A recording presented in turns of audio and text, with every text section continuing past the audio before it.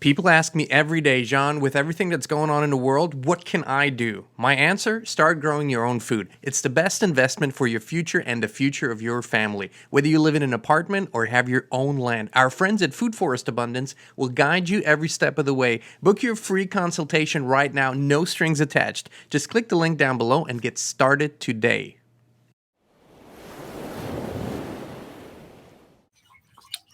You hear that water? That's the little fountain here. I love that. It's very peaceful. So I wanted to come on and speak about something that Christina and I have discussed with others recently, many, many times in conversations. When I have conversations with our friends and with our partners and with wonderful people, and I ask them, what is it that you really, what makes you happy? What is your vision? What is your dream? You know, what do you, when you close your eyes and you think about a beautiful future, what do you think? And almost all of them say, you know, I see myself surrounded by friends and family, out in nature. A lot of people describe how they see their own land, their own yards. They grow their own food. They have their own everything. And it's just simplicity, right? It's celebration, music, dance, and nature, and all of these things. And then as a bud, I find myself in the center of all of this madness of the world. And I wonder, you know, when will we get to that? And there are two streams of thoughts here, right? There are those who say, well, I'm done with all of this. I'm going to live that life and I'm going to go and live off the grid. And, you know, I can totally relate to that stream of thought. And then there's the other that says, well, this is a spring cleanup here. We're really cleaning house on a big scale on all levels. And this might take years, might take decades, might take a century. I don't know. I hope it won't take a century, but these are people that are committed to, because I think that's what they and we came here for, committed to the cleanup. And in all of this, we never lose sight of that this period that we're in is not life itself. The idea that all we're going to do is uncover things and show truths and dissect politics and dissect history, I think we will eventually come to a zero point of truth, a new baseline, and a true story that we can actually build the future on. We don't have that right now. We don't have a foundational baseline. We don't have any truth in any substantial area of life. We have glimpses of truth. We have bits and pieces. Everything is based on stories that we were sold over time and that we were indoctrinated with.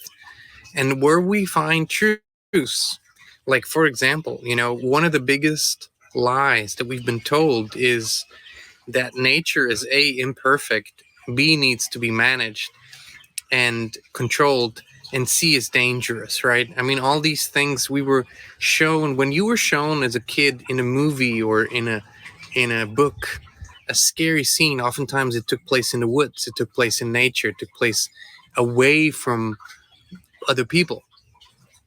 And so as a child, remember the fairy tales, you know, the witch was always in the woods, you know.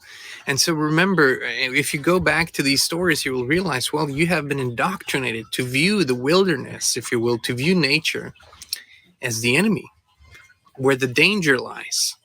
And I'm not saying there are no dangers in nature, but they are nothing compared to the dangers in society and civilization. Those dangers are far, far greater. But ultimately, we have been taught to decouple, to detach from nature and view ourselves separate from it. That's one piece of the puzzle.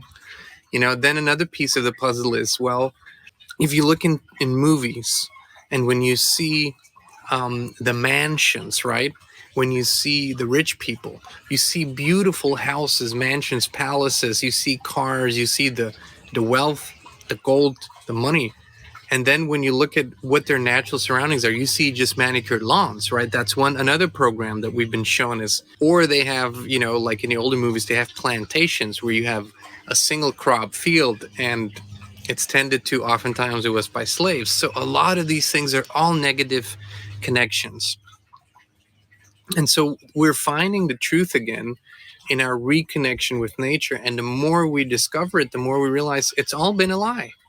Also, the idea that it's been instilled in our minds that growing food, for example, and having your own system is difficult. It's hard. It's you have to use all kinds of pesticides. You have to constantly tend to it.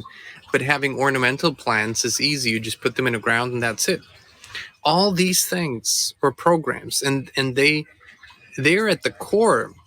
These programs were put in first. Why? Because they enable all the other programs.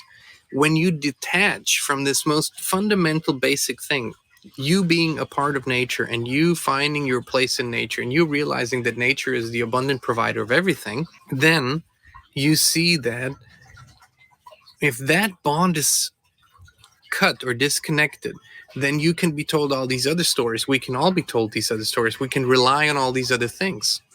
And so this time that we're going through where we're beginning to realize, take the word realize, real eyes, see with real eyes, realize, where we realize these truths, this time is a curse and a blessing. The curse is that it's difficult.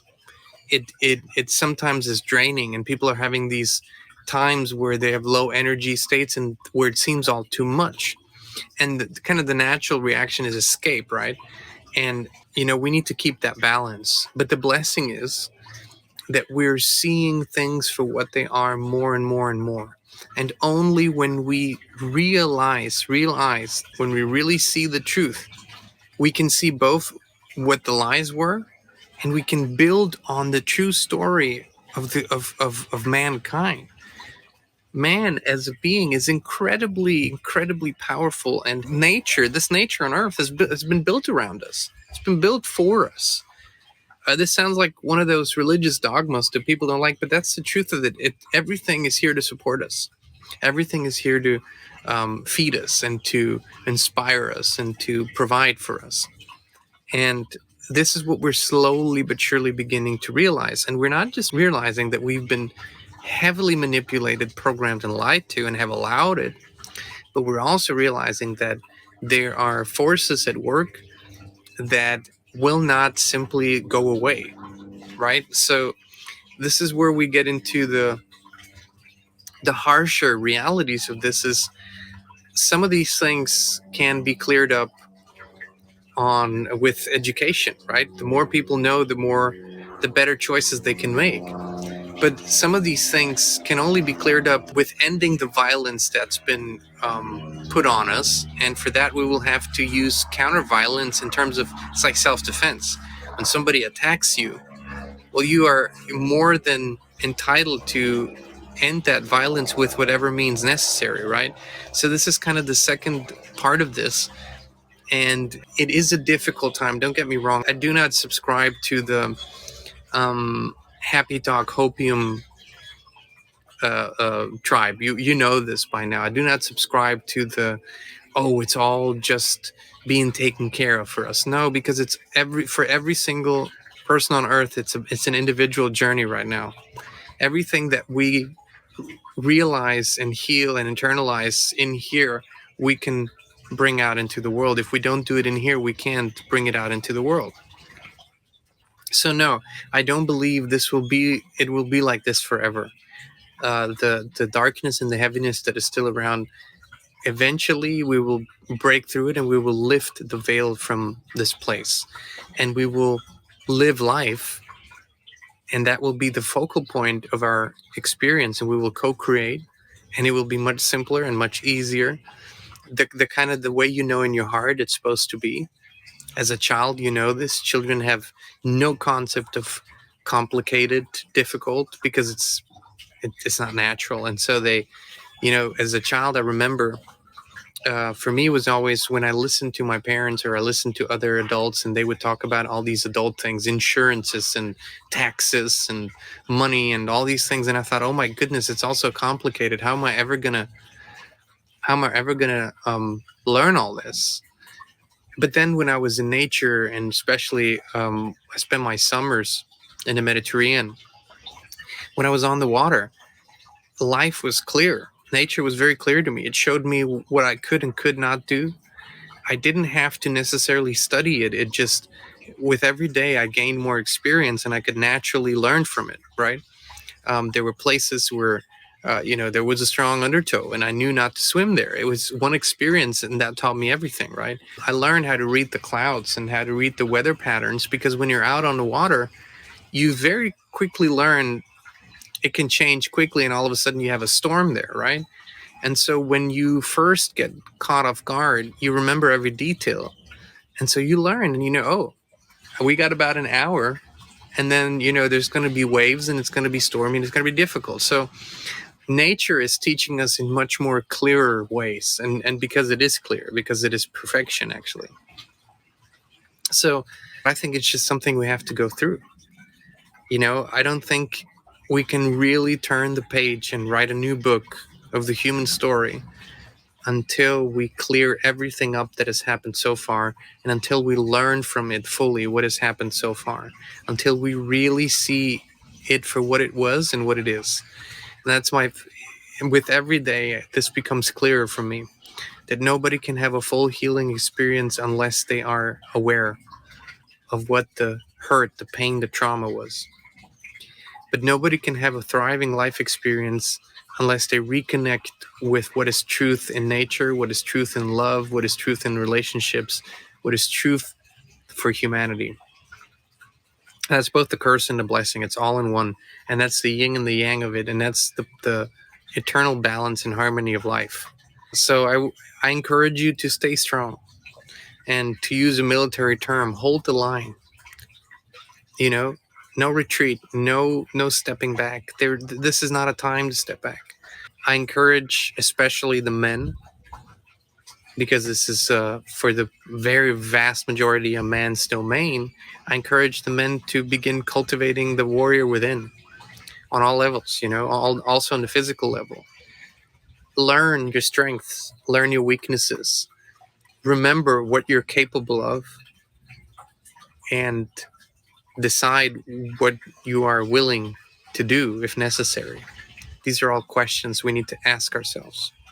So many blessings to you all. We love you. We appreciate you. And we'll be back with you again very, very soon. Would you like to get access to exclusive content as well as being part of a community of like-minded people posting, sharing, and connecting on a deeper level?